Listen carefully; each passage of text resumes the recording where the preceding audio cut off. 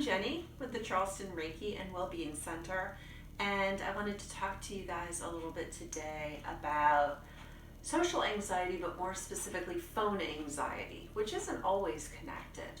So I've been hearing for a number of years now about more and more people that are having so much difficulty with making phone calls. Now, I'm a phone person, so this seemed really foreign to me when I first started hearing about it. But I've been talking to a lot of different people that have this issue and trying to learn more about it because I would love to be able to help these folks. Now, the clincher here is that when I work with EFT, I'm doing that over the phone. So if you already have phone anxiety and you don't want to make the calls that you really need to make, you're probably not going to want to do a phone session with me. Now, I know that there are some people that have anxiety specifically on the phone where they can't see the other person, but they do okay with, say, Skype or Messenger video or one of the other apps where you can actually see the person, like FaceTime. And there's a ton of other ones. But, a lot of people just have a lot of anxiety about doing any of that, where it's live. And it's really tough because I want to be able to help these folks, like this to me is like a huge issue. Like the phone is a huge part of my life. It's like my lifeline, and it's how I stay connected to people, all over the country, and even some of my local friends, if it just doesn't work out for us to get together or something, we'll talk on the phone for an hour or two. So, while face-to-face can often be best, it's just not always possible. And talking on the phone is sometimes necessary if you have to make business calls, either your personal business, like for example, you paid your electric bill and you're getting past due notices and you go online to your account and it's not showing up there. You kind of have to call the electrical company, maybe call your bank. You might have to call your car insurance company or your health insurance company. You might have to call your doctor to make an appointment. A lot of these things you can do online these days, but not everything. And more and more things you can do text with, but also not everything. So that really creates a lot of problem for people in their personal lives. And then when it comes to like business, like work, that can be huge. I mean, there are people who will turn down a promotion or turn down a job offer because that particular position requires talking on the phone, even if everything else about the position was like a dream job. And it's really sad to me to hear about these types of things. I've even known people who have quit jobs because they didn't realize they would have to make phone calls or answer the phone, and accepted a job and then, was there for a couple of weeks or even a month and then just couldn't handle the phone calls. So this phone anxiety is a huge issue, and I'd really like to be able to help people to resolve it. And maybe for those of you who are watching this, maybe by doing a little bit of tapping, which I'm going to be doing in a series of videos on this topic, I'm hoping that we can take your charge on it down enough that you can handle getting on the phone to do a one-on-one session.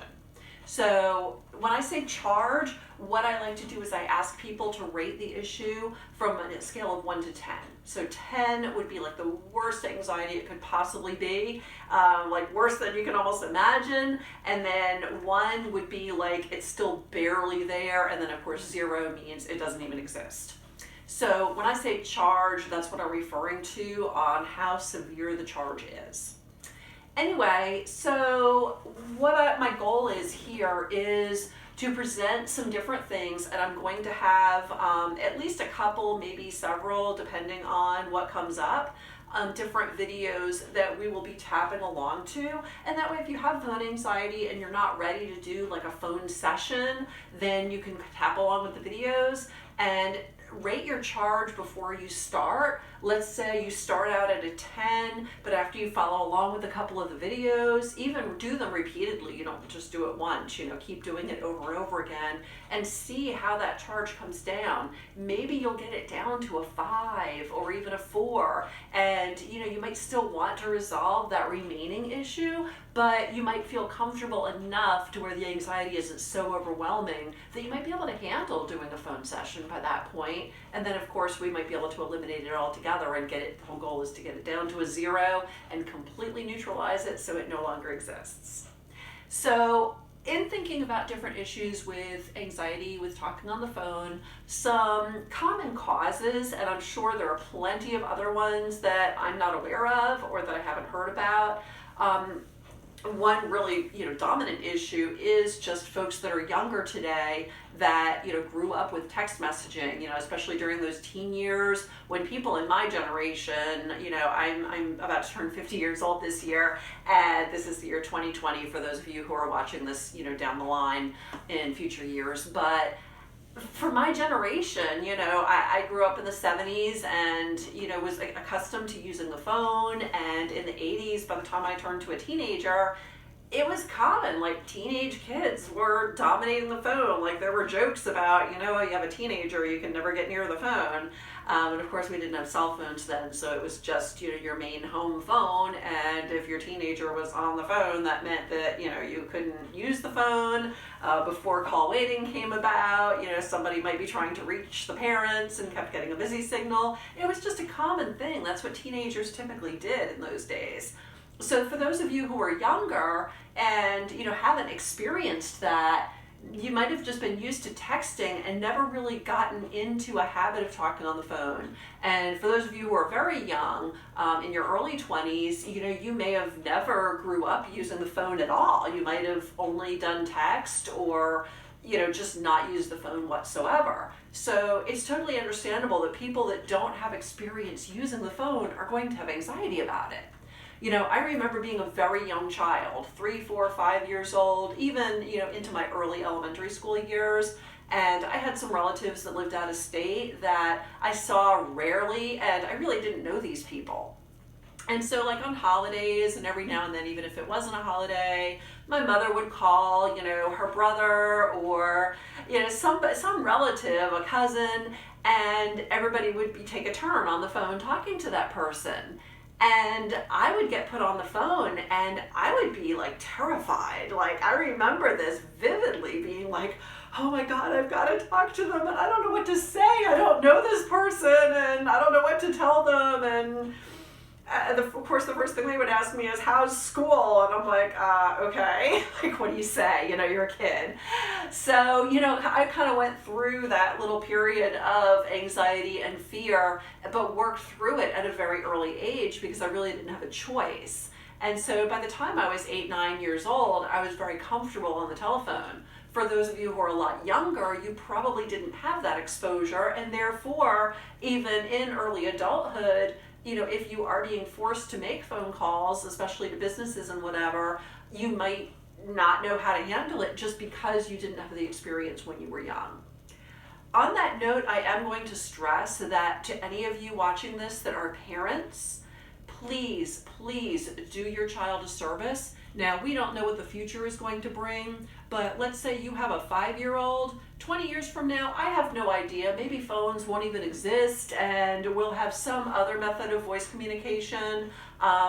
Maybe voice communication won't even be a thing. I don't know. I don't know what technology is going to bring to us. Things are so different now than they were just 20 years ago. But just in case, do your child a service and start teaching them how to use the phone. Start putting them on the phone for brief intervals, talking to a family member, a friend, especially if it's somebody that they know well and they're comfortable with. The anxiety that I experienced as a child, even though they were relatives, they were people that I rarely saw, rarely spent time with, and really didn't know. So I wasn't very comfortable with them. But if you tried, this exercise with somebody they're a lot more comfortable with, get them used to speaking on the phone and get them used to feeling comfortable with that. Another thing is when I was roughly around 8, 9 years old, my mother started having me make phone calls for business purposes, like home business. So for example, she would tell me to call a store and ask them if X item was back in stock yet, or call, back then people did all these rebate things that were in the newspaper. I don't know if that even still exists, but it was a thing back then in the 70s. And, she might not have received her rebate on time and would give me the little slip of paper and ask me to call the phone number and find out where her rebate was. And, yes, I had a lot of anxiety about that, but it was because it was new to me. And so I had to have that practice, and it was awkward as hell. I mean, I'll come right out and tell you, it was scary and awkward, but I was 8, 9 years old. I got over that hump. By the time I was a preteen, I was completely comfortable using the phone, whether it was to call a friend, to get on the phone with a relative, or to make a business call. And so, in my early adulthood, when telemarketing was brand new, I did telemarketing for a living for a while. I did collection calls at one point in my life. So, the phone became so comfortable to me that I was very good with those types of things.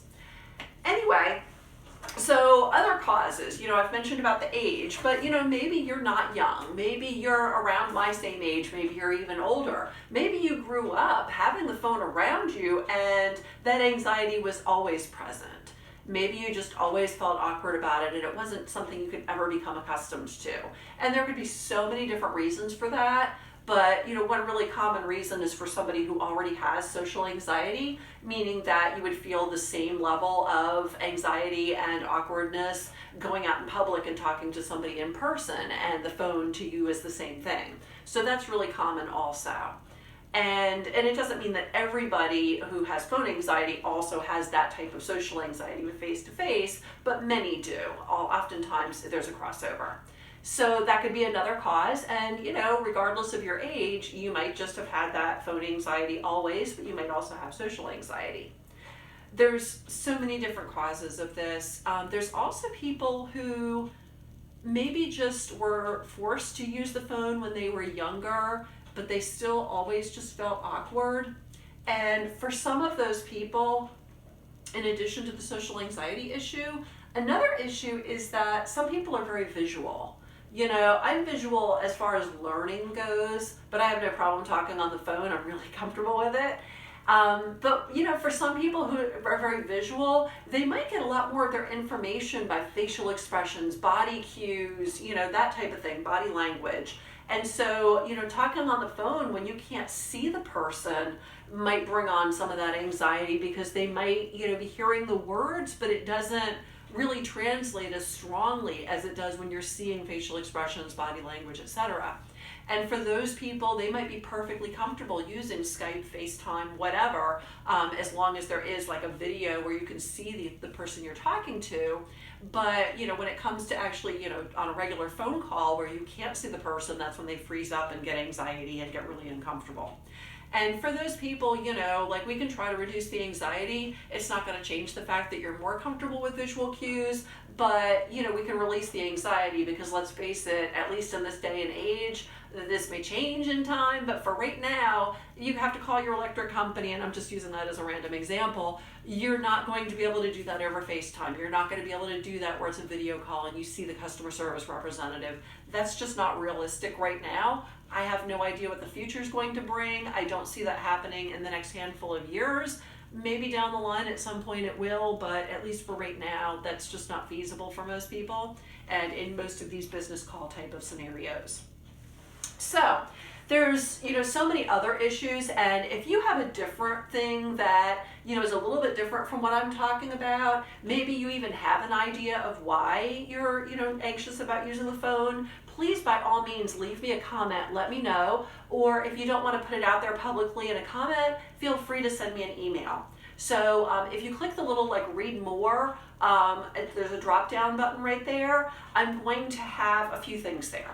So I'm going to have, eventually as this series develops, I'm going to put it all together as a YouTube video series, and then I will have the link to the series there once we reach that point after I make a few more videos on this topic. I'm also going to have my website there, and additionally I'll have my email address there. Also, I've had people ask me, the last video I did was in the same spot. Yes, if you're wondering, I am sitting in my bathtub. There's no water in it, it's perfectly dry, but in case you're wondering, where is she? I am in my bathtub. So my bathtub is my oasis. It's my sanctuary inside my home. I've got so many beautiful plants around me, some that are up higher that you can't see in this video, some that are further out to the sides. But it's a really beautiful spot to me, and I try to kind of change it up. Some folks who do YouTube videos, it's always in the same spot, you always see the same background, and I do try to change it up up some. So I'll do, a few, maybe more than a few in the same spot, and then I'll switch it to somewhere else in my home or even outdoors when the weather's nice. I don't think I've done any of those for this channel yet, but I probably will in the near future. But yes, I'm in my bathtub. I'm just kind of sitting here. It's dry. There's no water. I'm just hanging out.